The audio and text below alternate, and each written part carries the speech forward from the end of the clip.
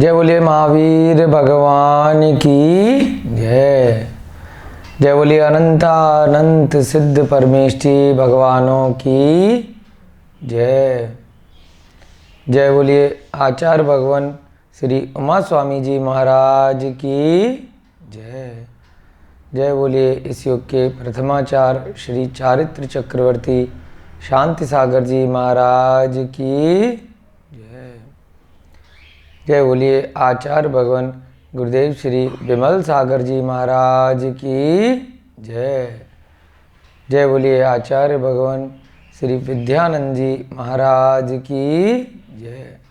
सभी को पुनः जय जिनेन्द्र, जय दुजड़ंदो। हम सभी लोग तत्वार सूत्र की कक्षाओं का निरंतर स्वाध्याय कर रहे हैं। 127 कक्षाएं आपकी हो चुकी हैं। 128वीं कक्षा आज यहाँ आपके समक्ष प्रारंभ होने जा रही है। नवम अध्याय चल रहा है। नवम अध्याय का कल प्रारंभ किया था। 3 प्रारंभ के सूत्रों की चर्चा कल आपके समक्ष रखी थी। प्रतिदिन की भांति हम सभी लोग आज की कक्षा को प्रारंभ करने से पहले मंगलाचरण करेंगे। फिर जो सूत्र नव अध्याय के हमने कल किए उसका एक बार वाचन करेंगे। सभी लोग हाथ जोड़ लीजिए और मिल करके सब लोग साथ में दोहराएंगे। मोक्ष मार्गस्य नेतारम वेतारम कर्म भूभृतां ज्ञातारं विश्वतत्त्वानां वन्दे तद्गुणलब्धये वन्दे तद्गुणलब्धये वन्दे तद्गुणलब्धये। जय बोलिए आचार्य भगवान श्री उमा स्वामी जी महाराज की जय हो।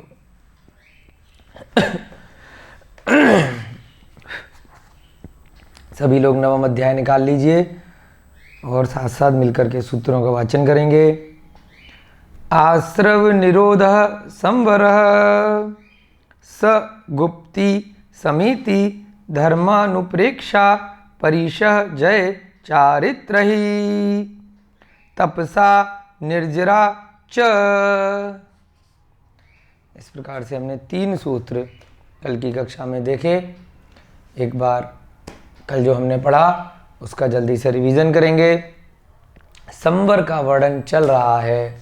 नाव के उदाहरण से शुरू से हमारी चर्चा चलती आ रही है कि किस प्रकार से नाव में जल भरता है, उसी प्रकार से हमारी आत्माओं में कर्मों का आश्रय होता है। और जब से नाव में जल भर करके ठहर जाता है, बंध को प्राप्त हो जाता है, बंध जाता है, उसी प्रकार से आत्मा में जो कर्मों का आश्रय हुआ वो आकर के चिपक जाते हैं, बंध जाते हैं। उसे कहा बंध। अब हमें जैसे नाव में जल को भरने से रोकना था, ऐसे ही आत्मा में नए कर्मों को आने से और बंधने से रोकना है। तो उसके लिए क्या करना होगा? जैसे नाव में हमने जहाँ से छेद था उस छेद को बंद करना है, ऐसे ही आत्मा में कर्म और ना आए और ना बंधें। तो उसके लिए जो आत्मा में कर्मों के आने के द्वार हैं उनको बंद करना है, उनको लॉक करना है, उन पर ताला लगाना है। ठीक है। तो पहला सूत्र यहाँ पर देखा, आश्रव निरोध संवरः। निरोध माने रोक देना, प्रवेश को वर्जित कर देना, एंट्री बैन कर देना। आश्रव यानी आत्मा में कर्मों का आना, नए कर्मों का आना ही रोक देना संवर कहलाता है। ये 2 प्रकार का होता है, एक द्रव्य संवर और एक भाव संवर। द्रव्य संवर हमने देखा था कि पुद्गल कर्मों का आना रुक जाए तो उसे द्रव्य संवर कहते हैं, और परिणाम या भाव ही बिल्कुल रुक जाए तो उसे भाव संवर कहते हैं। दूसरा सूत्र देखा हमने, अब संवर होता क्या है। स गुप्ती समिति धर्म अनुप्रेक्षा परिचय जय चारित्री। ये 6 प्रकार से संभव हो सकता है। ये 6 एक तरह से कह सकते हैं कि ताले हैं जो आत्मा में आने का द्वार था कर्मों का, उन पर ये ताले लगा दिए जाएं तो वह कर्मों का संवर करा देते हैं। स माने वह, और कौन कौन से ताले हैं। गुप्ती यानी मन वचन काया का जो प्रवृत्ति है उसको योग कहते हैं, और उस प्रवृत्ति को रोक देना गुप्ती कहलाती है।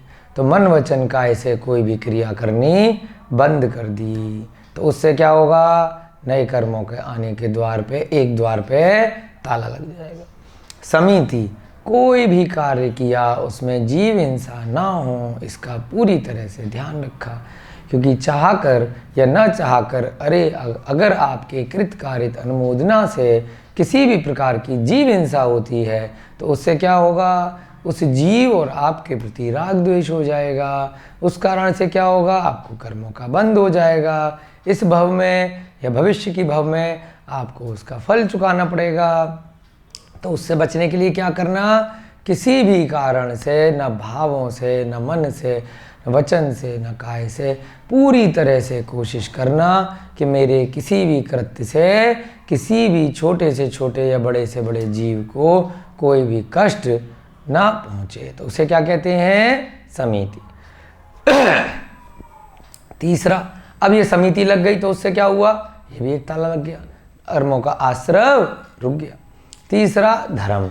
अब अरिहंत भगवान द्वारा बताए गए जो धर्म का मार्ग है उसी का अनुसरण करना।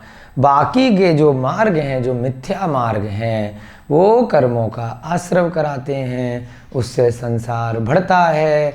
आत्मा और शरीर को अलग अलग समझना और मोक्ष का मार्ग जो अरिहंत भगवान ने बताया है उसी पर पूर्ण श्रद्धान करना। नहीं तो क्या होगा, मिथ्या मार्ग के कारण से संसारी अवस्था में बार बार परिभ्रमण होता रहेगा। तो वह द्वार भी, अब जब धर्म आपने अपना लिया, सम्यक धर्म अपना लिया, तो क्या हुआ, जो मिथ्या धर्म का जो द्वार है जिससे कर्मों का आश्रय होता है वो क्या होगा, उस पे भी ताला लग जाएगा। उसके बाद अनुप्रेक्षा, ये 12 भावनाएं होती हैं, 12 अनुप्रेक्षा कहलाती हैं, जिनमें क्या है कि यह शरीर नश्वर है, रोगों का भंडार है ना, शरीर और आत्मा अलग अलग है, शरीर के अंदर बहुत सारे मल पेट, पता नहीं कितने कितने गंदगी इत्यादि भरी हुई है। इस 3 लोक का ही सार है, ऊपर स्वर्ग है, नीचे नरक है, बीच में मध्य लोक है। यह जीव नरक गति से किस प्रकार के दुखों को भोगता हुआ और स्वर्ग गति में भी सुख होने के बावजूद भी दुखों को झेलता हुआ फिर मनुष्य गति में आता है, फिर कभी त्रियंश में जाता है, ऐसे ऐसे इन चतुर्गतियों में अनादिकाल से परिभ्रमण करता आया है। तो ये सारी 84 लाख योनियों के जो कष्ट हैं, इनके बारे में 12 प्रकार से निरंतर प्रत्येक कृत्य में हमेशा ध्यान रखना, उसका आत्म चिंतन करते रहना, शरीर की अशुद्धि का, शरीर की अशरीर अवस्था का, असारता का, अपवित्रता का ध्यान रखना। तो ये सब क्या कहलाता है, अनुप्रेक्षा। आगे के सूत्रों में इस अनुप्रेक्षा का पूरी 12 भावनाओं का हम वर्णन आज की कक्षा में, कल की कक्षा में जैसे सूत्र आएंगे वैसे और डिटेल में इसको हम देखेंगे। अगर ये भी आपने निरंतर चिंतन किया तब क्या होगा, आप कोई भी कार्य करेंगे तो आपको ध्यान रहेगा कि इसका क्या परिणाम है, ये मेरी आत्मा के कल्याण के लिए है या मात्र शरीर के प्रयोजन के लिए जो भी मैं कार्य कर रहा हूँ, तो उससे मेरा क्या फ़ायदा होने वाला है। तो क्या होगा, स्वतः आपके विचारों में निर्मलता आएगी और आप धीरे धीरे गुण स्थानों में ऊपर बढ़ते जाएंगे और मोक्ष मार्ग की तरफ एक एक सीढ़ी आप अपने आप बढ़ाते हुए जाएंगे और समाधि की तरफ आपका मनुष्य भव अग्रसर होगा। तो उससे क्या होगा, एक द्वार पे ताला और लग गया। कितने द्वार हो गए आपके, गुप्ती का, समिति का, धर्म का, और चौथा अनुप्रेक्षा। फिर पांचवा द्वार पे ताला कौन सा है जो संवर करा रहा है आत्मा में कर्मों का, परिशय जय। परिशयों को जय माने जीतना, परिशय माने कोई भी कष्ट आया, विपत्ति आई, संकट आया, दुख आया, परंतु उसको कैसे जीतना, समता के साथ में, बिना अष्ट शस्त्र के, अपने मन में दृढ़ श्रद्धान करके कि आत्मा और शरीर अलग अलग है, ये जो भी कष्ट हो रहे हैं ये तो मात्र मेरे शरीर को हो रहे हैं, चाहे रोग आया, बुढ़ापा आया, किसी भी इष्ट वस्तु का वियोग हुआ, इत्यादि इत्यादि कुछ भी कारण हुए, है ना, आपको भूख लगी, प्यास लगी, ये सब किसको लग रही है, आत्मा को तो भूख लगती नहीं है, प्यास लगती नहीं है, रोग होता नहीं है, ये सब किसको लग रहा है, शरीर को लग रहा है। तो ये सारी चीज़ें अंतरात्मा से अनुभूति करके समता भाव के साथ उन सब परिशयों को जीत लेना, किसी भी बड़ी से बड़ी विपत्ति का समता के साथ सामना करना। तो ये भी क्या होगा, अगर आपने विषमता दिखाई, समता भाव नहीं रखा, आपने उस समय विपत्ति के समय क्रोध किया, है ना, आप रोने लगे, कष्ट के साथ दुखी होने लग गए, तो क्या होगा, नए नए कर्मों का आश्रय हो जाएगा। समता भाव के साथ जैसे ही आपने इन सब कष्टों को, परिचयों को जीतना प्रारंभ कर दिया, तो जो असाता वेदनीय कर्म है वो उसी समय क्या होगा, साता वेदनीय सुख में परिवर्तित हो जाएगा। वह असाता आपको छोड़कर भाग जाएगा। असाता कर्म भी सोचेगा कि गलत घर में आ गए, गलत जीव के पास में आ गए, यहाँ हमारा कुछ नहीं होने वाला, वो कर्म चला जाएगा दूसरी जगह। तो ये भी आपने क्या किया, संवर लगा दिया, ताला लगा दिया। अब नए कर्मों का आश्रय आपको परिचयों के कारण से होना बंद हो गया। उसके बाद क्या देखा, चारित्र, यानी कि चारित्र को धारण कर लिया। आपने व्रतों को अपनी योग्यता के अनुसार, अपनी क्षमता के अनुसार, आपने चाहे एक देश व्रत हैं या सर्वदेश व्रत हैं, उनको धारण कर लिया। अनंत भगवान ने जो मोक्ष का मार्ग बताने की एक एक करके सीढ़ियाँ बताई हैं, उनका अनुसरण करना प्रारंभ कर दिया। अशुभ को छोड़ करके शुभ में आप प्रविष्ट हो गए। जो बाहरी क्रियाएं हैं जिनसे आपको कर्मों का आश्रय हो सकता है, उनको आपने एक तरह से चारित्र का धारण करके, सम्यक चारित्र का धारण करके रोक दिया। तो अब आपको चारित्र के बिना जो क्या हो रहे थे, बहुत सारे कर्मों के आश्रय निरंतर हो रहे थे, अनंत कर्मों का, तो वो क्या हुआ, आपका रुक गया। तो ये भी एक ताला आपका बंद हो गया। तो इस प्रकार से 6 संवर के कारण बताए गए हैं। एक बार जल्दी से रिपीट करेंगे, गुप्ति, समिति, धर्म, अनुप्रेक्षा, परिचय और चारित्र। उसके बाद तीसरा सूत्र हमने देखा, बहुत ही सुंदर यहाँ पे सूत्र है, तपसा निर्जरा च, यानी कि तप से संवर भी होता है और संवर के बाद में जो छठा वाला तत्व है यानी कि निर्जरा तत्व है वो भी होता है। और अगर आपने ऊपर के जो 6 कारण हैं उनसे तो ताला ही लगाया था, कर्मों का आना रोका ही था, लेकिन उसके साथ में क्या किया, आपने तप कर दिया, यानी कि व्रतों के साथ में आपने तप करना प्रारंभ किया, सामायिक किया, ध्यान लगाया, कर्मों की निर्जरा आपकी उसी समय प्रारंभ हो जाती है। आप जैसे ही किसी भी प्रकार का सम्यक कारण से व्रत, उपवास, तप करते हैं, सम्यक कारण का मतलब मिथ्या के लिए तप नहीं करना, सांसारिक इच्छाओं के लिए कि मेरी जगत में प्रसिद्धि हो, मेरे को यह फ़ायदा हो जाए, मैं परीक्षा में पास हो जाऊं, मेरे पुत्र आदि रत्न की प्राप्ति हो जाए, मेरे विवाह हो जाए, मुझे धन संपत्ति, बहुत सारा धनाढ्य वस्तुओं की प्राप्ति हो, किसी भी प्रकार की सांसारिक इच्छा से रहित होकर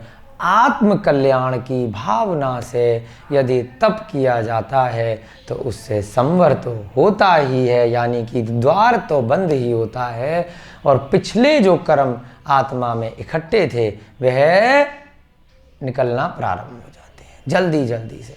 जैसे कि आपने नाव का उदाहरण लिया था, पहले उस पर रोक लगाई और फिर जल को निकालना प्रारंभ कर दिया जो भरा हुआ था। अब यदि आपने सीधे मोटर लगा दी, उसके अंदर पंप लगा दिया नाव के अंदर, जो जल को तेजी से खाली कर रहा है, और पंप किस जगह रख दिया, जहाँ पर वह छेद है नाव में, पंप को उस जगह रख दिया, और साथ में पंप से आपने पानी तेजी से निकालना प्रारंभ कर दिया। तो उससे क्या होगा, नए कर्म आना तो बंद होंगे ही होंगे, क्योंकि उस स्थान पर आपने रोक लगा दी है और पुराने कर्म तेजी से निकलेंगे। तो वैसे ही ये तप है। तप क्या है, जैसे ही आप सम्यक कारण से श्रद्धान के साथ में तप करते हैं, उससे संवर तो होता ही है, साथ में निर्जरा भी होती है। चिर संचित जो पुराने कर्म हैं बिना उदय में आए झड़ जाते हैं, उसका नाम आपको बताया था अविपाक निर्जरा। सम्यक तप करना है, पुण्य का बंध भी होगा और पाप की निर्जरा भी होगी। मिथ्या तप नहीं करना कि आप सांसारिक इच्छाओं से एक टांग पे खड़े होकर के आप कमठ की तरह से अगर तप कर रहे हैं तो उससे आपको मोक्ष की प्राप्ति नहीं होगी। उससे आपको देव पर्याय तो मिल सकती है, आप व्यंतर बन सकते हैं, भवनवासी बन सकते हैं, ज्योतिष बन सकते हैं, आपको जगत में प्रसिद्धि मिल सकती है, आपकी सांसारिक इच्छाएं कुछ ना कुछ पूरी हो सकती हैं, परंतु ये सभी तप जो मिथ्या तप हैं वो मोक्ष के कारण नहीं है। उनसे निर्जरा, जो मोक्ष के कारण वाली निर्जरा है, वो नहीं। चलिए आगे बढ़ते हैं। बहुत अच्छे से आपने 3 सूत्रों को उदाहरणों के माध्यम से यहाँ पे सीखा। अब हमने जो 6 कारण संवर के देखे, एक एक करके आचार्य महाराज एक एक सूत्र में उन सभी के बारे में व्याख्या करेंगे। जो हमने पहले सूत्र में, दूसरे सूत्र में हमने आपको परिभाषा के माध्यम से सूक्ष्म रूप से बताई, उसको विस्तृत रूप से यहाँ पर अगले एक एक करके 6 सूत्रों में आचार्य महाराज वो 6 कारण आपको बता रहे हैं। चलिए चौथा सूत्र देखते हैं, किसका आएगा। पहला कारण क्या था, गुप्ती। तो गुप्ती के लिए अब ये चौथा सूत्र यहाँ पर आने जा रहा है। क्या है, सम्यग योग निग्रहो गुप्ति।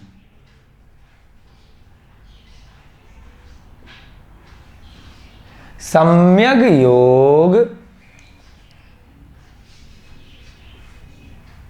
निग्रहो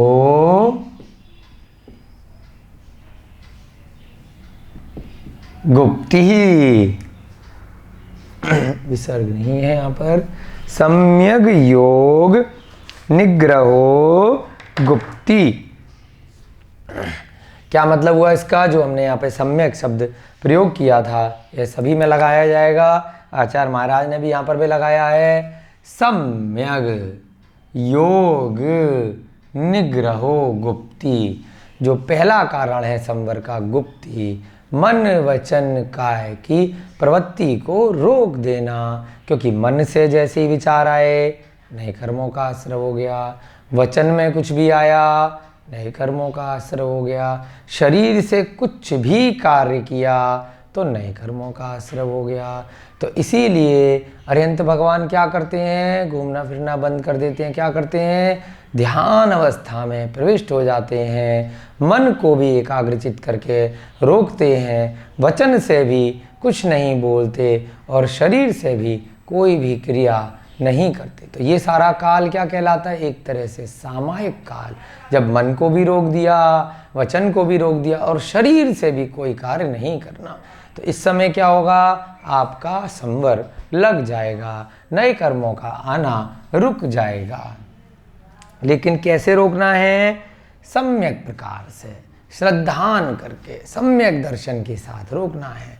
आपने रोक दिया, लेकिन किस कारण से, कि मुझे बहुत सारी कोई रिद्धियाँ प्राप्त हो जाएंगी, मैं ध्यान अवस्था में जाएंगे, हम मन वचन काया की प्रवृत्ति को रोकेंगे तो उससे मेरा ये फायदा हो जाएगा। फायदे के लिए नहीं करना, सांसारिक फायदे के लिए नहीं करना, संसार से परे जो मुक्ति का मार्ग है उस फायदे के लिए अगर आप करते हैं तो वह सम्यक मार्ग कहलाता है।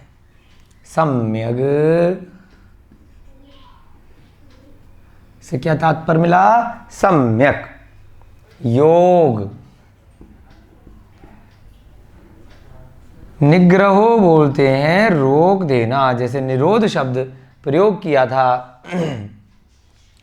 हमने पहले सूत्र में, वैसे ही निग्रहो शब्द है यहाँ पर चौथे सूत्र में। इसका भी तात्पर्य रोकना, रुक जाना। गुप्त ही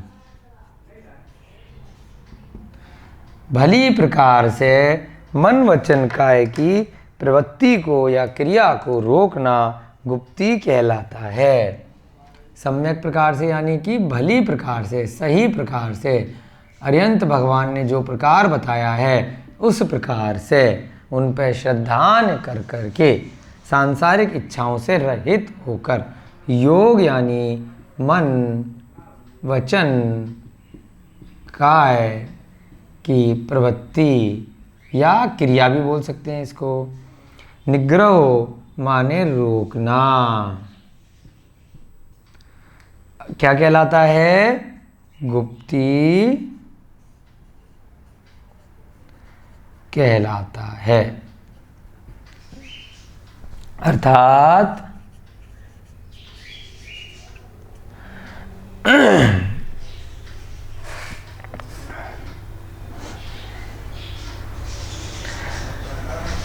भली प्रकार से मन वचन काया की क्रिया को रोकना गुप्ती कहलाता है।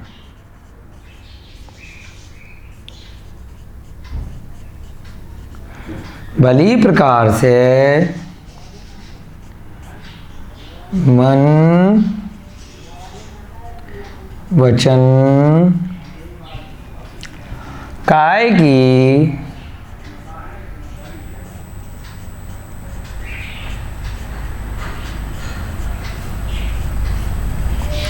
क्रिया को रोकना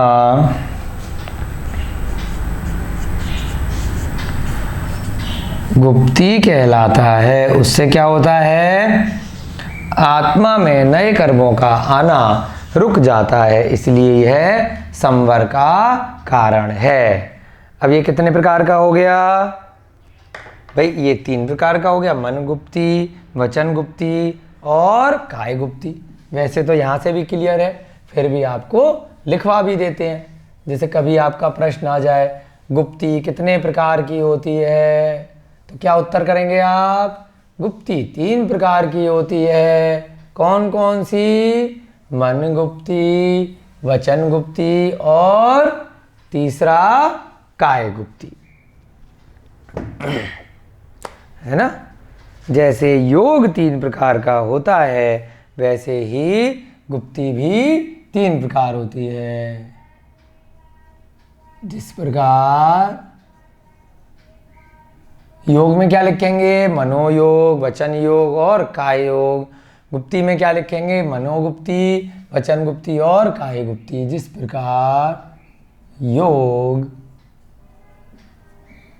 3 प्रकार का होता है उसी प्रकार गुप्ती भी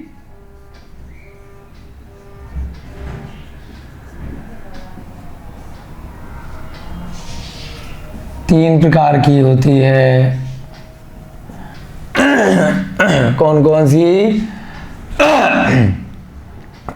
मन गुप्ती यानी मनोगुप्ती, वचन गुप्ती और काय गुप्ती।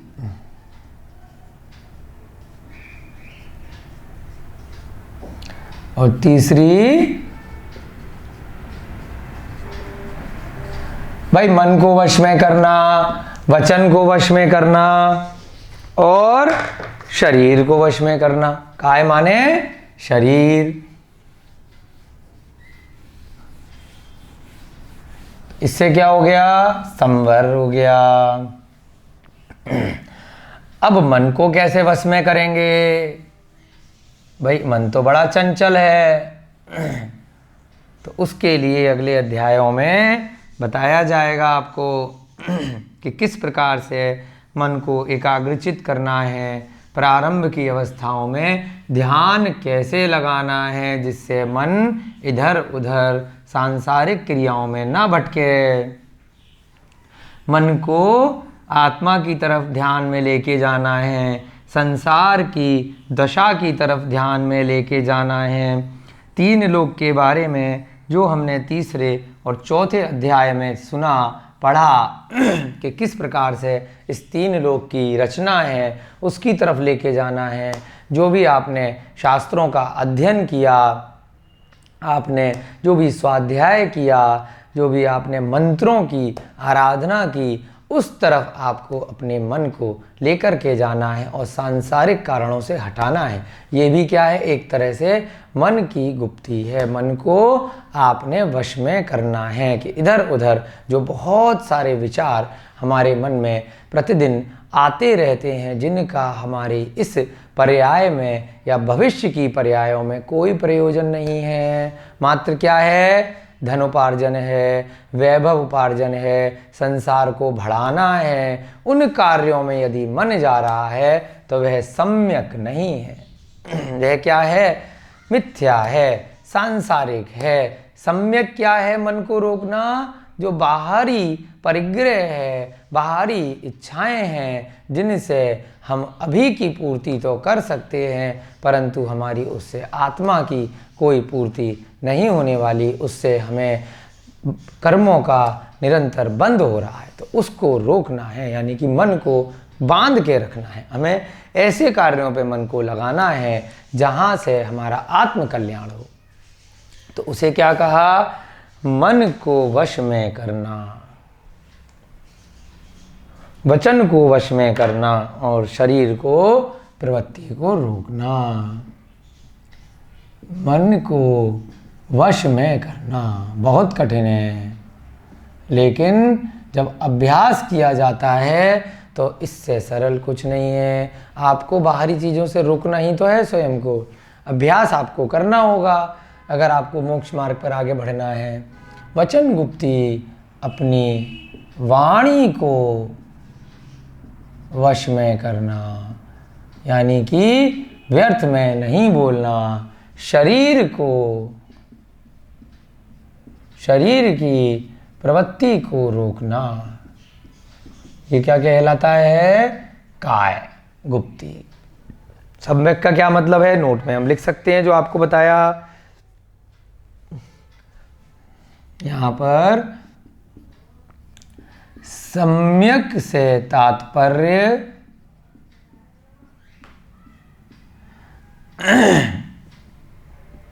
जो भली प्रकार से बताया, यानी कि ये सारी क्रियाएं आत्म कल्याण के लिए करनी है। सम्यक से तात्पर्य उपर्युक्त क्रियाओं को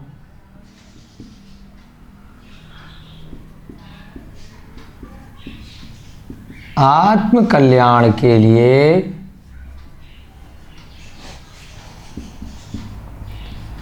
रोकने से है। यदि आपने बहुत सारा ये ध्यान लगाया, वर्तमान में बहुत सारे कोर्सेज चल रहे हैं मेडिटेशन के, पूरा संसार उसके पीछे भाग रहा है। बहुत बड़े बड़े गुरु, आचार्य, महाराज आपको वर्तमान में पंचम काल में मिल जाएंगे, लाखों करोड़ों उनके भक्त मिल जाएंगे, लेकिन वह क्या बता रहे हैं? जीवन जीने की कला, कि आप इस भव में कैसे अच्छे से जी सकते हैं, शांति से जी सकते हैं, आपको धन वैभव सुख संपदा कैसे अच्छे से प्राप्त हो सकती है, वह कहाँ तक सीमित है? इस भव तक सीमित है। लेकिन सम्यक का क्या मतलब है? इस भव में तो आपको सुख मिलेगा ही मिलेगा अगर आप सम्यक प्रकार से ध्यान करेंगे, पर भव में भी मिलेगा। यानी कि आर्ट ऑफ डेथ जिसे हमने कहा जैन धर्म में अरिहंत भगवान की वाणी से कि मरने की कला भी समाधि मरण के साथ में हो, शांति से बिल्कुल निर्मल परिणामों के साथ में इस भव में भी आपका मरण हो, तो ऐसा ध्यान लगाना है कि आपके अगले भव भी सुधर जाएं, न केवल वर्तमान का भव सुधरे। तो सच्चा ध्यान कौन सा ध्यान है? जो अपने सारे भवों से मुक्ति का मार्ग बताए, इस संसार से बाहर निकलने का मार्ग बताए, ना कि इस संसार में रहने के लिए आप कैसे अच्छे से रह सकते हैं, आपको यहाँ पर कैसे वैभव मिल सकता है, कैसे यहाँ पर आपको सब सुख सुविधाएं मिल सकती हैं। उस मार्ग को अगर अपनाने के लिए आपने ये गुप्ती अपनाई है तो वह सम्यक गुप्ती नहीं है। सम्यक गुप्ती कौन सी है? आपके आत्म कल्याण के लिए है, जो अरिहंत भगवान ने जो तरीका बताया है ना कि किसी अन्य कारण से। यदि किसी अन्य सांसारिक इच्छाओं की पूर्ति जैसे कि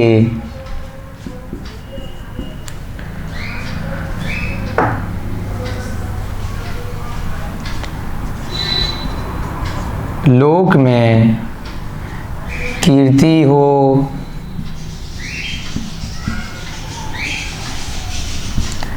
धन मिले इत्यादि के लिए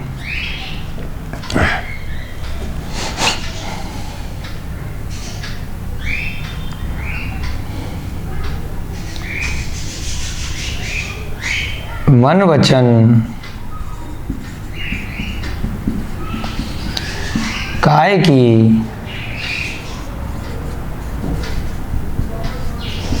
प्रवृत्ति को रोका जाता है तो वह सम्यक नहीं कहलाती। ध्यान तो वह कहलाएगा कि आप ध्यान में बैठ गए, आपने कोई शिविर अटेंड कर लिया जहाँ पर आपको बोला गया कि 8 घंटे तक बिल्कुल ध्यान में रहना है, और इस ध्यान से क्या होगा कि भाई आपको बहुत सारा पुण्य मिलेगा, आपकी सारी इच्छाओं की पूर्ति हो जाएगी। लेकिन सांसारिक इच्छाओं के लिए यदि आपने ध्यान लगाया, मन वचन काय को रोका, तो वह ध्यान तो है परंतु सम्यक ध्यान नहीं है। सम्यक ध्यान कब कहलाएगा? जब सम्यक दर्शन होगा, सम्यक ज्ञान होगा, संसार के स्वरूप के बारे में आपको जानकारी होगी, है ना, और सम्यक के साथ में आपने करना है। ठीक है, छोटा सा सूत्र था लेकिन सम्यक सत थोड़ा महत्वपूर्ण था, इसलिए वे आपको यहाँ पर अलग से पूरा समझाया गया। चलिए अगला सूत्र देखेंगे। गुप्ती के बाद दूसरा संवर का कारण क्या है? समिति। समिति की परिभाषा क्या लिखी थी? कोई भी कार्य ऐसी करने हैं कि जिसमें कोई भी जीव हिंसा ना लगे। आप समिति के पर्यायवाची से कंफ्यूज मत होइएगा। एक समिति होती है, कमेटी बना दी, जैसे मंदिरों में समिति बना दी जाती है ना, कि जो कार्य देखती हैं, उसमें मीटिंग्स होती हैं, समिति। यहाँ पर समिति का क्या मतलब है? यहाँ वह समिति नहीं है जो कमेटी होती है। यहाँ पर क्या है? समिति का मतलब हिंसा से रहित होकर के आपने प्रत्येक कार्य करना है जिसमें किसी भी जीव के प्रति कोई भी हिंसा न हो। जैसे ही हिंसा होगी वैसे ही कर्मों का आश्रव आना प्रारंभ हो जाएगा। चाहे आपने चाहा या न चाहा, आपने कोई भी भोजन पदार्थ ऐसा भक्षण किया जिसमें पीछे से उस जीव के प्रति, जिस जीव को आपने खा लिया गलती से या जानबूझकर उसको मारा गया, उसको हिंसा की गई, शाकाहार की जगह आपने मांस के आहार का सेवन कर लिया, भले ही आपको जानकारी उसकी नहीं है, लेकिन फिर भी क्या होगा? आपको कर्मों का आश्रव होएगा, बिल्कुल होगा, भले ही आपने खुद से उस जीव की हत्या ना की हो। आपके कृत कारित अनुमोदना से किसी भी कारण से किसी भी जीव के प्रति हिंसा हुई। आपने अपने धन से कोई भी ऐसी वस्तु को खरीदा, भक्षण किया, उपभोग किया, जिसके कारण से अन्य जीवों के प्रति जिससे आपने उस वस्तु को खरीदा है उसने हिंसा की, उसने आगे उनको कष्ट दिया, तो आपका भी उसमें सहयोग लगेगा, आपको भी उसमें दोष लगेगा, तो आपकी भी समिति नहीं मानी जाएगी। समिति कब मानी जाएगी? जब आपने कृतकारित अनुमोदना से ना स्वयं किया, ना किसी से करवाया, ना किसी अन्य ने किसी जीव की हिंसा की, तो उसकी अनुमोदना भी नहीं की, प्रशंसा भी नहीं की। तो यही आचार्य महाराज इस सूत्र में यहाँ पर आपको बताने जा रहे हैं। कौन सा सूत्र है? 5वां। समिति क्या होती है? ईर्ष्या,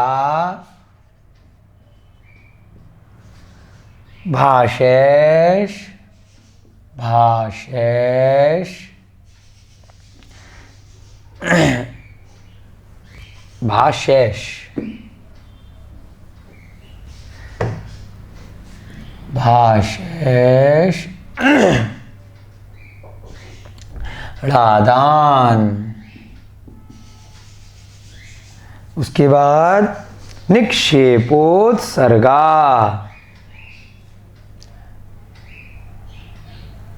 निक्षेपो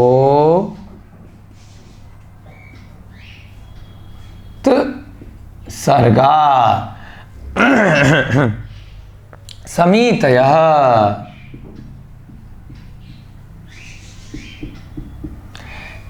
क्या निकला इसका मतलब? समितयः, जैसे ऊपर वाले में गुप्ती लिखा था पिछले सूत्र में, या आचार्य महाराज ने समिति बता दिया कि समिति क्या क्या होती है?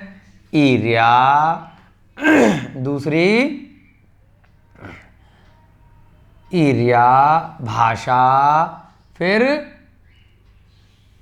भाषा के बाद यहां से निकला एषणा, फिर यहां से निकला आदान, और ये निक्षेप, ये एक साथ आएगा। पहली ईर्ष्या, दूसरी यहां से भाषा, भाषा निकाल देंगे तो ए इधर रह जाएगा, तो क्या बन जाएगा? एषणा, फिर यहां से आदान निकल जाएगा, आदान निक्षेप, उसके बाद यहां से ऊ निकल जाएगा, उत्सर्ग, फिर क्या बन गया? समितयः, यानी कि समिति होती है। पहली कौन सी? ईर्ष्या, दूसरी भाषा, यहां भाषा निकल गया तो ए इधर रह गया, एक आके डंडे का भाषा बन गया, ई के डंडे का, फिर क्या बना? एषणा, ये शब्द हो सकता है आपने पहले भी कभी ना कभी सुन रखे हो, एषणा, उसके बाद आदान निक्षेप, 4 हो गई। उसके बाद अंत में ये यहां पर लिख देते हैं उत्सर्गा, समितयः, यानी कि समिति होती है। क्या बना यहां से?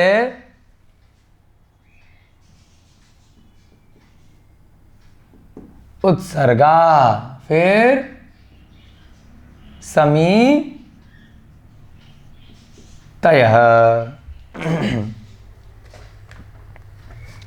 कौन कौन सी हो गई?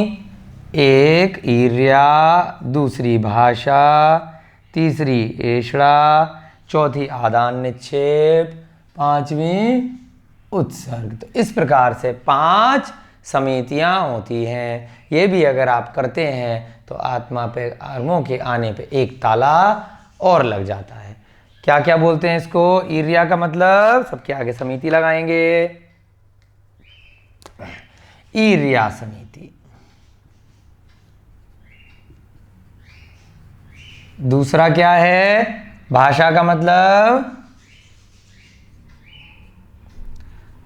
भाषा समिति। तीसरा क्या है? एषणा समिति।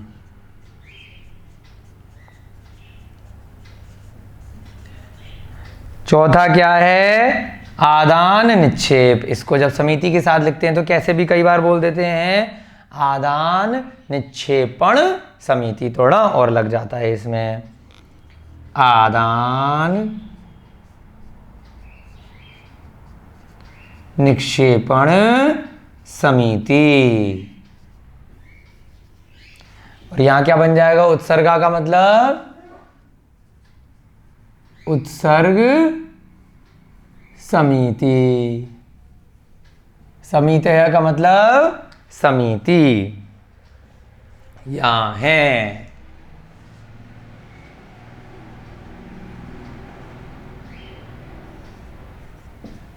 ये सब समितियां हैं। अब इनका मतलब हम समझेंगे। चलिए, ईर्या समिति आपको पहले ही बता दिया कि कृत कार्य अनुमोदना से तीनों प्रकार से आपको जीव हिंसा से रोकना है। अब ईर्या का मतलब पहले आया है कि जब हम नीचे देख करके चलें तो हम 4 हाथ आगे की भूमि को देख करके चलें। क्यों देख करके चलना है? मन में क्या विचार आना चाहिए कि नीचे कोई भी जीव इत्यादि ना हो। कोई चींटी है, कोई कीड़ा है, कोई छोटे छोटे जीव हैं, कॉकरोच है, छिपकली है, कुछ भी हो सकते हैं। वह मेरे पैरों के नीचे आकर के मरण को या फिर कष्ट को प्राप्त ना हो जाए। जरूरी नहीं है मरे, लेकिन अगर आपके पैर के नीचे आ गए तो उनको चोट लग सकती है ना, वो अपाहिज हो सकते हैं, उनका अकाल मरण हो सकता है। तो भाव क्या रखना है नीचे देख के चलने का? केवल इसलिए नीचे नहीं देखना कि भाई एक फॉर्मेलिटी पूरी करनी है। क्यों देख कर चलना है? समिति के कारण से, क्योंकि जीव हिंसा से बचना है। अब गृहस्थ जीवन में भाई चलना तो पड़ेगा ही। जब यदि आप ध्यान अवस्था में नहीं हैं तो जितनी अलग अवस्थाएं हैं तो उसमें आपको चलना पड़ेगा। तो कितना अच्छी तरीके से सम्यक प्रकार से आप चलें, ऐसे कोई कार्य ना करें जिसके कारण से अत्यधिक जीवों की हिंसा हो। भाषा समिति, भाषा पे संयम बना के रखें। जो भी वचन बोलें हमेशा ध्यान रखें कि उससे किसी के मन को ठेस ना पहुँचे, कष्ट ना पहुँचे। हमेशा कैसे वचन बोलना है? हित मित प्रिय वचन बोलना, हितकारी हों, मित्रता भरे हों, प्रेम भरे हुए हों, ऐसे वचन मीठी वाणी बोलिए जिससे सबका हित होए। तो ऐसी वाणी जिससे कि भले ही आपने जीवों की प्रत्यक्ष रूप से हिंसा नहीं भी करी, यदि आपने कटु वचन बोले, अपशब्द बोले, तो उसको क्या होगा? उसको दुख पहुंचेगा, कर्मों का बंधन होगा। आपके वचन गलत बोलने से दूसरे प्राणी को यदि दुख हुआ तो आपको भी क्या हुआ? कर्मों का बंधन हो गया। वह जीव वर्तमान में या भविष्य की पर्यायों में या कोई अन्य आकर के आपसे बदला लेगा, रिवेंज लेगा। क्योंकि हम पिछले अध्याय में पढ़ के आए हैं कि कुछ भी आपने किया तो आपको उसका उदय भविष्य में आएगा ही आएगा। तो इसलिए हमेशा ध्यान रखना है, भाषा समिति का 24 घंटे निरंतर पालन करना है। कभी भी ऐसे कटु वचन किसी भी जीव के प्रति, चाहे वो आपका मित्र हो या शत्रु हो, आपका बैरी हो या प्रेमी हो, कभी भी आपने अपने कटु वचनों का प्रयोग नहीं करना है। क्यों नहीं करना है? क्योंकि आपको कर्मों का बंधन हो जाएगा। उसे होगा ना होगा उसकी दिक्कत, लेकिन पहले आपको हो जाएगा। तो भाषा समिति का पालन करना है। उसके बाद क्या कहा? ऐषणा समिति। अब ऐषणा क्या होता है? ऐषणा बोलते हैं निर्दोष आहार को। भोजन इत्यादि में आपने हमेशा ध्यान रखना है, कुछ भी भोजन किया निर्दोष होना चाहिए। उसमें किसी भी प्रकार का जीवों की हिंसा न हो, शुद्ध भोजन हो, प्रासुक जल से बनाया गया भोजन हो, रात्रि में भोजन न किया गया हो, पूरी तरह से शुद्ध शाकाहारी हो, उसमें कभी भी किसी भी जीवों की उत्पत्ति की संभावना न हो। जैसे अरिहंत भगवान ने बताया है, जीवानी को सही तरीके से छान कर उसको प्रासुक करके मर्यादा के साथ में जो भी भोजन है उसे बनाया गया हो। कोई भी ऐसा उसमें अभक्ष्य पदार्थ मिश्रित न किया गया हो जिसमें त्रस जीवों की या अत्यधिक जीवों की उत्पत्ति होने की संभावना हो। तो उसे क्या बोलते हैं? ऐषणा समिति। शुद्ध निर्दोष आहार का सेवन करने से क्या होगा? आपका समिति वाला एक और ताला बंद हो जाएगा, जो भोजन इत्यादि के कारण से आपको होने की संभावना है। आदान निक्षेपण समिति। आदान निक्षेपण क्या कहते हैं? कोई भी चीज को इधर से उधर रखना, आदान प्रदान करना। बोलते हैं ना कि हमने ये चीज वहां आदान प्रदान की, तो आदान निक्षेपण क्या कहलाता है? वस्तु को एक स्थान से उठा करके दूसरे स्थान पर रखना।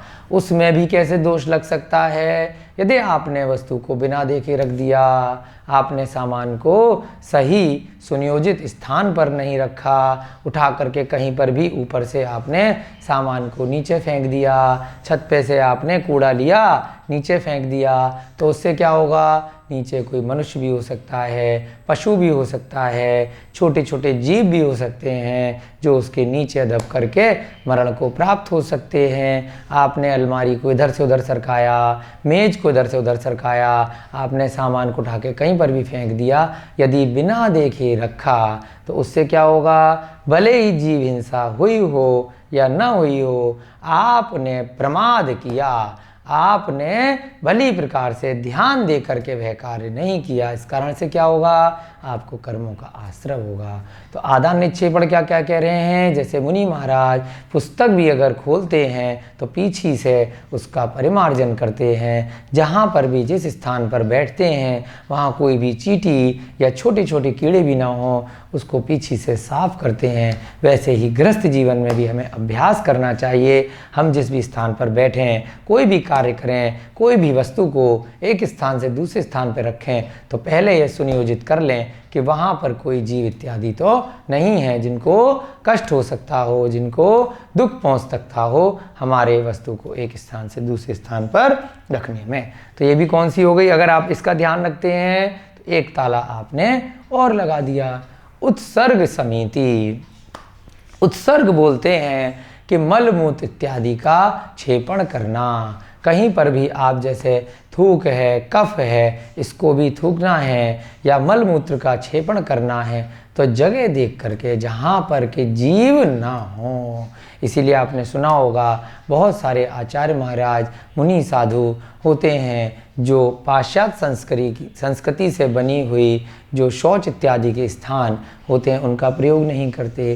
क्यों नहीं करते? क्योंकि उसमें फिर बाद में बहुत सारा जल चलाना पड़ेगा और वो फिर सीवर इत्यादि में जाएगा। बहुत सारे जीव उस पाइप में, उस फ्लश इत्यादि में हो सकते हैं। इसीलिए उत्सर्ग समिति का पालन करने के लिए कि मल मूत्र को क्षेपण करने के लिए वो कहाँ जाते हैं? कहीं ऐसे एकांत में, जंगल में, कहीं बाग बगीचे इत्यादि में जाते हैं, जहाँ पर के मलमूत्र क्या होता है? वो मिट्टी में स्वतः बाद में अपने मिल जाता है। उसके लिए अत्यधिक जल की व्यर्थ करने की आवश्यकता नहीं होती। तो वहाँ पर क्या होता है? उनका मुख्य उद्देश्य क्या है? जीव हिंसा को बचाना, न कि जीव हिंसा अधिक करना। तो यदि आपको कहीं लगते हैं कि कहीं खुले में, जंगल इत्यादि में कोई पुराने साधु इत्यादि जा रहे हैं, शौच इत्यादि कर रहे हैं, तो वो क्यों कर रहे हैं? ये उत्सर्ग समिति का पालन करने के लिए। क्योंकि यदि आप मलमूत्र इत्यादि आप ऐसे स्थान पर क्षेपण करते हैं जहाँ पर जीवों की संभावना बहुत ज़्यादा है, जहाँ पर जीव उसके अंदर आकर के या उसके कारण से मरण को प्राप्त हो सकते हैं, तो इसीलिए क्या करते हैं? वहाँ पर ना कर करके अन्य स्थानों पर करते हैं। और जहाँ पर भी करते हैं पहले वहाँ देख लेते हैं, उस स्थान को सुनियोजित कर लेते हैं कि वहाँ जीव इत्यादि ना हो। इसीलिए मुनि महाराज आगे आएगा, जब 28 मूल गुण का पालन करते हैं, उसमें नग्न अवस्था में रहते हैं निर्गंत मुनि, स्नान इत्यादि भी नहीं करते। क्यों नहीं करते? क्योंकि स्नान करने में भी बहुत सारे जीवों की हिंसा हो सकती है। चलिए, आपने ये समझ लिया। अब जल्दी जल्दी से हम इसको लिखते हैं एक एक। ईर्या समिति जीवों को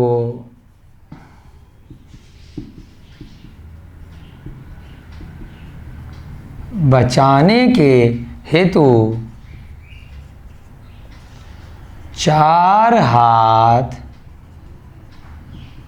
आगे की भूमि को देखकर चलना। भाषा समिति, भाषा पे संयम बना के रखना, हित मित प्रिय वचन बोलना। वाणी पर संयम रखना, हित मित प्रिय वचन बोलना। तो इसे क्या बोलते हैं? भाषा पे कंट्रोल। ऐषणा समिति, शुद्ध निर्दोष आहार का ही सेवन करना, जिसमें कभी भी किसी प्रकार से जीव हिंसा नहीं हुई हो।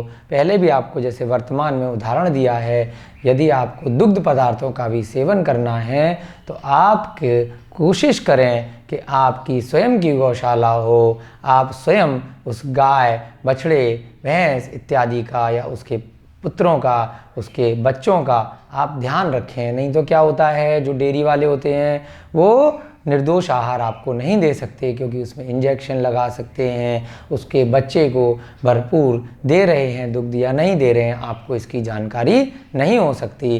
तो इसीलिए आपको निर्दोष आहार कब माना जाएगा? जब आपके सामने आपकी पूरी जानकारी में जो भी भोजन पदार्थ आ रहे हैं वह शुद्ध बने, शुद्ध आएँ, जिसमें किसी भी प्रकार के अन्य जीवों को कोई भी कष्ट न दिया गया हो, आपके कृत कारित अनुमोदना से, भले ही आपने स्वयं ना भी किया।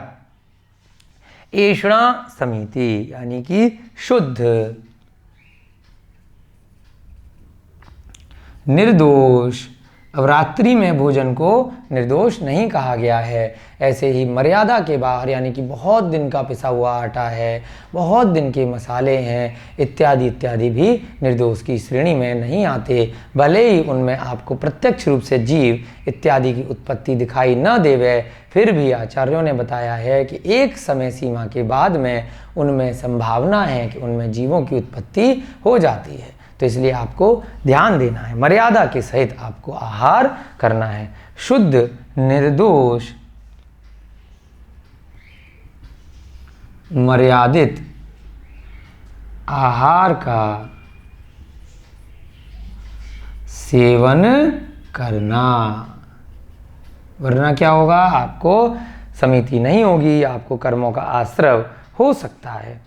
आदान निक्षेपण समिति, कोई भी वस्तु को देखकर उठाना या रखना जिससे कि जीव हिंसा न हो।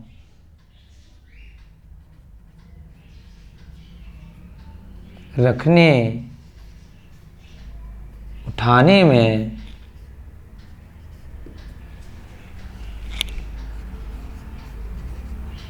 जीव हिंसा ना हो, ऐसा ध्यान रखना।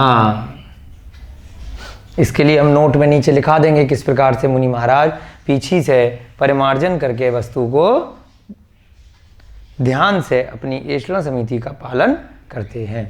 अगला क्या है? आदान निक्षेपण हो गया। फिर लास्ट में उत्सर्ग समिति, मल मूत्र कफ इत्यादि को जीव रहित स्थान पर ही करना। जैसे बहुत लोगों की आदत होती है, कहीं पर भी कोई थूक आया, कोई बलगम आया, उसको कहीं पर भी बिना देखे थूक दिया, तो ये सब क्या है? उत्सर्ग समिति ठीक से नहीं हो रही है। ऐसे स्थान पर करना जहाँ पर जीव न हो, उनको कोई कष्ट न हो। मल मूत्र बलगम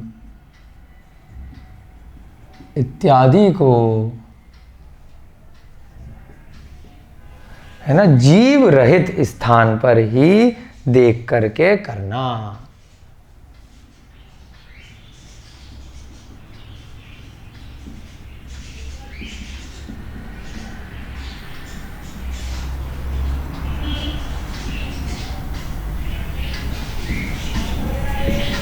कि वहां पर इस कृत्य की वजह से, मलमूत्र क्षेपण की वजह से अत्यधिक जीवों की हिंसा न हो, जल इत्यादि का अत्यधिक अपव्यय न हो, ये समितियां हैं।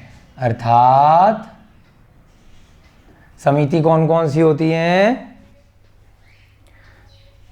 ईर्या, यहाँ पे र उड़ेगा, ई के ऊपर या के ऊपर रह गया है, ईर्या बोलते हैं, यहाँ पे सही लिखा था ईर्या। अर्थात समितियां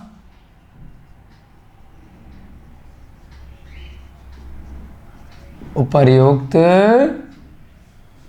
5 होती हैं।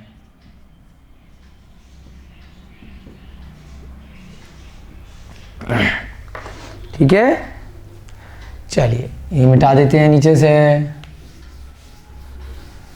समितियां कितनी होती हैं? समितियां 5 होती हैं। आदान निक्षेपण के लिए हम नोट में लिख लेंगे कि किस प्रकार से मुनि महाराज पीछे से परिमार्जन करके प्रत्येक वस्तु को एक स्थान से दूसरे स्थान पर रखते हैं। हम लोग भी गृहस्थ जीवन में ये अभ्यास कर सकते हैं कि कोई भी सामान एक जगह से दूसरी जगह रखा, अगर हमारे पास पीछी इत्यादि नहीं भी है तो हम ऐसे किसी कपड़े इत्यादि से उसको पहले हल्के हाथ से हटा दें, साफ कर लें, फिर कोई भी सामान को कहीं पर भी रखें, जिससे न दिखाई देने वाले भी सूक्ष्म जीव हैं वो वहाँ से हट जाएं, उनको कष्ट ना हो। चलिए नोट में हम लिख सकते हैं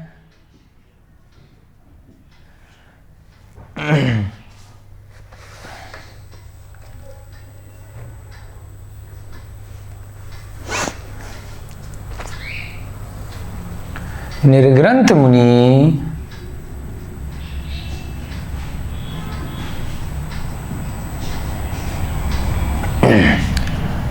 आदान निक्षेपण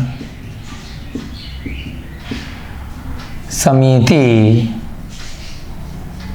यानी कि किसी भी वस्तु को एक स्थान से दूसरे स्थान पर उठाकर रखने में, है ना, यानी कि किसी भी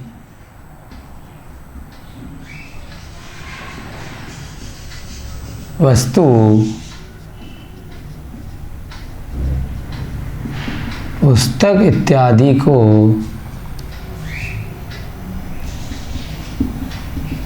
एक स्थान से दूसरे स्थान पर रखने में तथा उत्सर्ग समिति, यानी कि मलमूत्र इत्यादि का त्याग करते समय मल मूत्र कफ इत्यादि को त्यागते समय क्या करते हैं? स्थान को हमेशा मयूर पंख की बनी हुई पीछी के द्वारा परिमार्जित करते हैं। क्या करते हैं निर्ग्रंथ मुनि?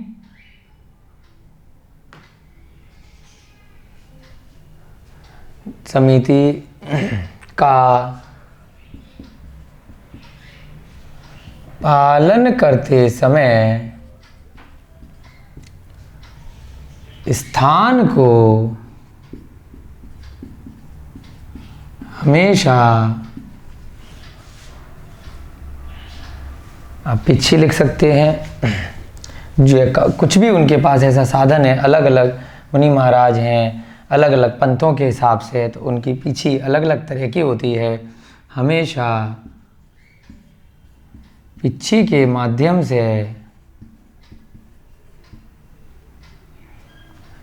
है ना, जीव रहित, यानी कि उसका परिमार्जन भी शब्द कई बार बोलने में आता है, परिमार्जन करते हैं उस स्थान को, है ना। ये यहाँ पर एक चाहे सामान रखा या खुद भी उन्हें कहीं पर चौकी पर बैठना है, पाटे पर बैठना है, तख्त पर यदि विश्राम करना है है ना, उन्हें शयन करना है, सोना है, तो तब भी क्या करते हैं, वो पीछे से उस स्थान को जीवरहित करते हैं। तो यह अभ्यास हम लोग भी अपने गृहस्थ में अपने अपने भली प्रकार से कर सकते हैं। चलिए 2 सूत्र हो गए आज की कक्षा में आपके। एक सूत्र और देखते हैं। तीसरा सूत्र कौन सा है, धर्म। धर्म क्या होता है, छठा सूत्र। धर्म क्या होता है, जो अरिहंत भगवान ने बताया है, केवली प्रणतो धम्मो मंगलम।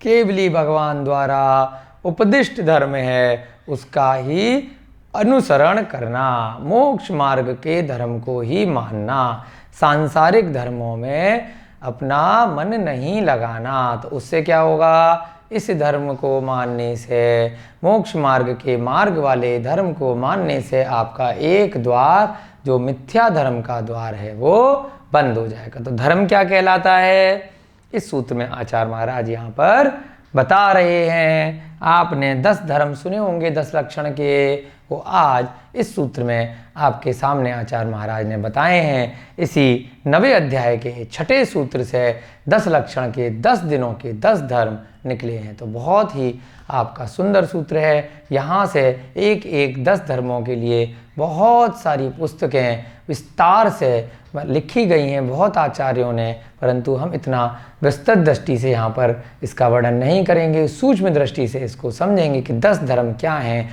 उनकी परिभाषा क्या है, और वास्तव में वही धर्म है जो अरिहंत भगवान ने मोक्ष मार्ग के लिए बताए। चलिए, आप लोगों ने अवश्य ही बहुत बार ये 10 धर्म सुन रखे होंगे। उत्तम, क्षमा, याद आ रहा है आपको, मार्दव, आर्जव, मार्दव, फिर आर्जव, उसके बाद शौच, सत्य, संयम, शौच, सत्य, संयम, तप, त्याग, आकिंचन्य, तप, तपस, त्याग, आकिंचन्य, तपस, त्यागा, किंचन्य। उसके बाद ब्रह्मचर्याणि धर्मः, ब्रह्मचर्याणि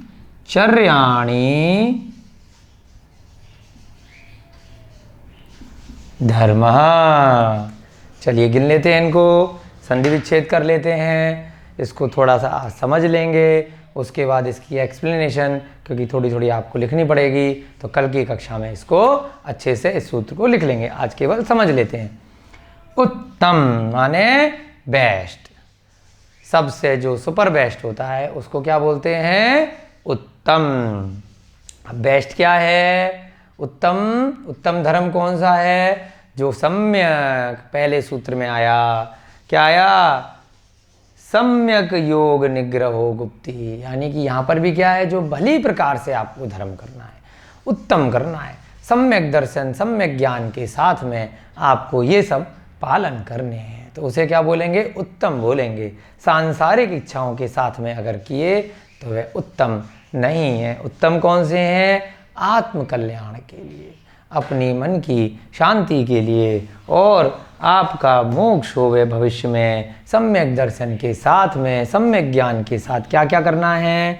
उत्तम सभी में लगेगा, पहले लिख दिया आचार्य महाराज ने। नंबर 1 कहाँ से चलेगा, क्षमा, फिर मार्दव, उसके बाद आर्जव, फिर शौच, सत्य, संयम, फिर तप, यहाँ आधा सा लग गया तो क्या बन गया, तपह, यानी कि विसर्ग लग जाएगा। फिर यहाँ से त्याग, उसके बाद यहाँ से आ ले लेंगे तो क्या बन जाएगा, आकिंचन्य। फिर अंत में ब्रह्मचर्याणि, यानी कि ब्रह्मचर्य धर्म, धर्म होते हैं। कौन कौन से होते हैं? 1 2 3 4 5 6 7 8 9 और अंत में ये 10। तो 10 दिन का तो 10 लक्षण पर्व मनाया जाता है दिगंबर संप्रदाय के अनुसार। उसमें प्रत्येक दिन एक एक करके इन्हीं 10 धर्मों को बांट दिया जाता है। जिस दिन एक एक दिन इसकी चर्चा होती है, इसका लोग ध्यान करते हैं, चिंतन करते हैं, इसके बारे में प्रवचन देते हैं। एक एक दिन करके हम क्षमा क्या होती है, आर्जव क्या होता है, मार्दव क्या होते हैं, पूरा हम 10 दिन तक समझते हैं। यहाँ सूक्ष्म रूप से हम लोग समझेंगे और फिर कल की कक्षा में उसको आपको डिटेल में लिखवा देंगे। चलिए यहाँ पे पहले संधि विच्छेद कर लेते हैं, इसको मिटा देते हैं।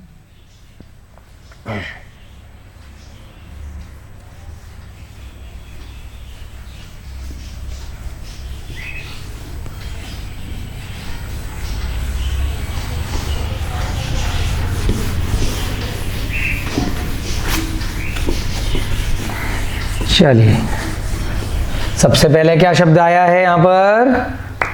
उत्तम। उत्तम का मतलब सुपर बेस्ट, उससे बेस्ट नहीं है। फिर क्या आया है दूसरा? उत्तम के बाद यहाँ पर क्षमा। पहला हो गया क्षमा, दूसरा मार्दव,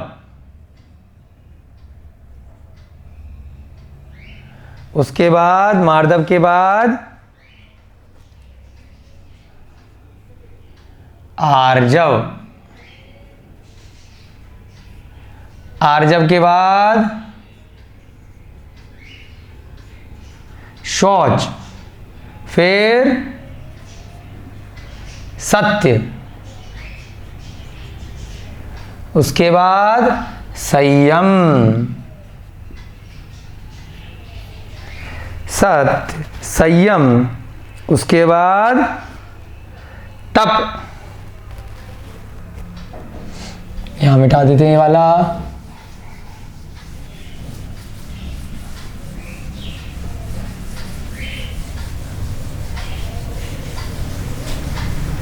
संयम के बाद 7वां तप, उसके बाद त्याग,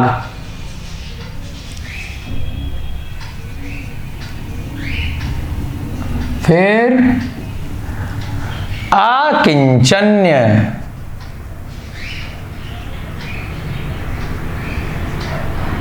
आकिंचन्य,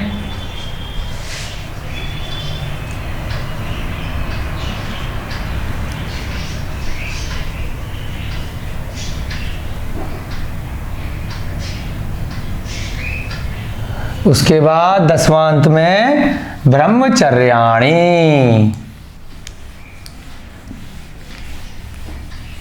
ये आपने लिख लिया होगा, मिटा देते हैं इसको। आकिंचन्य के बाद अंत में ब्रह्मचर्याणि, और फिर क्या लिखा? धर्म। चलिए इनको शब्दों को समझ लेते हैं, एक्सप्लेनेशन कल इसकी अच्छे से लिखेंगे। उत्तम का मतलब सम्यक दर्शन के साथ आपने क्षमा करनी है। इस सब के आगे उत्तम उत्तम लगाएंगे। उत्तम क्षमा, कभी भी कोई क्रोध का कारण आ जाए तब भी क्रोध नहीं करना, शत्रु को भी क्षमा करना, मित्र से भी कोई भी आपको बैर नहीं रखना, हमेशा समता का भाव रखना। तो ये क्या है? इससे वास्तव में सच्चा धर्म, आप सच्चे धर्म के अनुयायी हैं। अरिहंत भगवान ने प्रत्येक जीव को क्षमा करने के लिए कहा है। चतुर्गतियों में संसार में जितने भी जीव हैं उनको हमेशा क्षमा करते हुए चलो। उन्होंने आपके साथ कभी भी कितना भी बुरा किया हो उसके बाद भी उनको तुरंत क्षमा कर देना, अपने स्वयं के कर्मों का उदय मान करके कोई भी विपत्ति परिस्थिति आती है उसको मान लेना, दूसरे जीव को मात्र निमित्त मात्र समझना और उससे कभी भी बैर का भाव नहीं रखना, उसको हमेशा क्षमा करते रहना। तो क्षमा वीरस्य भूषणम, क्षमा वीरों का भूषण है। हम लोग 10 लक्षण में इसके ऊपर बहुत सारी बातें किया करते हैं और पहला धर्म भी क्षमा का धर्म है और अंत में जब 10 धर्म पूरे हो जाते हैं तो सभी से हम लोग क्षमा मांगते हैं। मिच्छामि दुक्कडम के द्वारा हम लोग सब जीवों से अपने पूर्व में हमने कोई भी मन वचन काया से कोई गलत कार्य किया हो, दुख पहुंचाया हो, उसके लिए क्षमा याचना करते हैं। क्यों करते हैं? इसी धर्म का पालन करने के लिए जो अरिहंत भगवान ने बताया है, जो वीरों का आभूषण है क्षमा, है ना। बैर रखना, युद्ध लड़ना, बदला लेना ये वीरों का कार्य नहीं है, ये तो कायरों का कार्य है। वीरों का क्या कार्य है? वो सबको हमेशा क्षमा कर देते हैं। उन्होंने कोई भी कार्य बुरा किया हो या गलत किया हो उसको क्षमा करना। उसके बाद मार्दव, मार्दव का मतलब क्या होता है? ये नंबर से आपकी जो 4 कषाएं हैं, क्रोध, मान, माया और लोभ, उनके विपरीत हैं। तो क्रोध का विपरीत क्षमा करना, और क्रोध का फिर दूसरा नंबर क्या है? मान का विपरीत मार्दव करना, यानी कि घमंड नहीं करना, मान नहीं करना। किसी भी चीज़ का आपको धन, वैभव, संपत्ति कुछ भी मिला हो, नाम सम्मान, उसका कभी भी घमंड नहीं करना। तो मान का विपरीत क्या हो गया? मार्दव। माया का विपरीत क्रोध, मान, माया और लोभ। माया का विपरीत आर्जव। माया माने मायाचारी, छल कपट, कभी भी किसी को धोखा नहीं देना, छल कपट नहीं करना, मायाचारी, इधर की उधर बातें नहीं करना। शौच यानी कि क्रोध, मान, माया और लोभ का उल्टा क्या होता है? शौच। लालच नहीं करना, जितना है उतने में संतोष करना, लोभ नहीं करना। यहाँ पर शौच शब्द का तात्पर्य मलमूत्र के क्षेपण से नहीं है, यहाँ शौच शब्द का क्या तात्पर्य है? लालच नहीं करना, ठीक है, लोभ नहीं करना। उसके बाद सत्य। सत्य का क्या मतलब है? असत्य नहीं बोलना। कभी भी जो हमने व्रतों की चर्चा भी करी थी, सत्य अनुव्रत, उसी प्रकार से यहाँ पे सत्य धर्म है। झूठ नहीं बोलना, अकारण कभी भी किसी का दिल दुखाने के लिए आपको झूठ नहीं बोलना, कोई भी ऐसा कार्य नहीं करना जिससे किसी भी जीव की हिंसा हो। हमने बहुत सारे सत्य के बारे में अनुव्रतों में चर्चा की थी। संयम, जो अभी पहले भी पढ़ा हमने, मन को वश में करना, संयम रखना, हमने संयम का पालन करना, मन वचन काया की प्रवृत्ति को वश में रखना, जीवों की रक्षा करना, संयम का, नियमों का, व्रत इत्यादि का पालन करना। तप का क्या मतलब है? हमने व्रत करना, उपवास करना, तप करना, है ना। तप का मतलब शक्ति तस त्याग और शक्ति तस तप, किसी की देखा देखी में नहीं करना। प्रत्येक जीव की अपनी जितनी उसकी शक्ति है, सामर्थ्य है, उसके अनुसार तप करना। बाहिरंग भी तप करना और अंतरंग भी करना। केवल दिखाने के लिए कि मेरा आज फास्ट है, मैं आज व्रत पे हूँ, और लोगों के प्रति कषाय कर रहे हैं, परेशान कर रहे हैं, तो तप का मतलब कषायों से रहित होकर शांत परिणामों के साथ में बहिरंग और अंतरंग दोनों प्रकार से तप करना। अंदर से भी आपके शांत परिणाम होने चाहिए और बाहरी परिग्रह का, बाहरी भोजन इत्यादि का आपका त्याग होना चाहिए। ऐसे ही त्याग है, त्याग का मतलब होता है दान देना। 10 लक्षण में कई बार आपने देखा होगा, उत्तम त्याग के दिन लोग अपने धन इत्यादि का मंदिरों में या अच्छे कार्यों में दान देते हैं। तो आचार्यों ने 4 प्रकार के उत्तम दान बताए हैं, उत्तम त्याग बताए हैं। आहार दान, औषध दान, अभय दान और ज्ञान दान। तो आपने जो भी शास्त्रों का ज्ञान सीखा है उसको बांटना, अगर नहीं पढ़ा सकते तो शास्त्रों को छपा कर उसका दान देना, जिससे कि अन्य लोगों के ज्ञान में वृद्धि हो, उनकी चर्या में वृद्धि हो। यहाँ पर सम्यक ज्ञान की बात की जा रही है, उनके शास्त्रों का ध्यान देना, ना कि मिथ्या पुस्तकों का। ऐसे ही दान भी निर्दोष आहार का दान देना, औषध भी ऐसा दान देना जिसमें किसी भी मांसाहार का प्रयोग नहीं किया गया हो, और पात्र को देख करके दान देना, उत्तम पात्र, मध्यम पात्र या जगन पात्र, जिसको भी आहार औषध इत्यादि का आप दान दे रहे हैं, वह उस दान से कोई गलत कार्य ना करे। आपने किसी को धन दिया, भोजन दिया, और उससे उसने क्या किया, उससे उसने गलत कार्य किया, उसने किसी का मर्डर किया, उसने कहीं जाकर के चोरी करी, तो ऐसे पात्र को दान ना दें तो अच्छा है। पात्र को देख करके दान देना, ये 4 प्रकार से उत्तम दान, उत्तम त्याग यहाँ आचार्यों ने बताए हैं। आकिंचन का पालन करना, यानी कि ममत्व को छोड़ना, परिग्रहों को छोड़ना, पर वस्तुओं से, शरीर से इत्यादि से, जो भी आपका धन संपत्ति, वैभव, परिवार, मित्र इत्यादि हैं, उनसे ममत्व का त्याग करना। ये सब पर वस्तुएं हैं, ये मेरी आत्मा के कल्याण के लिए बाधक हैं, साधक नहीं है। ऐसा मन में विचार कर करके ममत्व का भाव, ममता का भाव, मोह का भाव छोड़ना, जो मौनीय कर्म हमने पढ़ा था उसका त्याग करना सबसे इम्पोर्टेंट है, ये आकिंचन धर्म।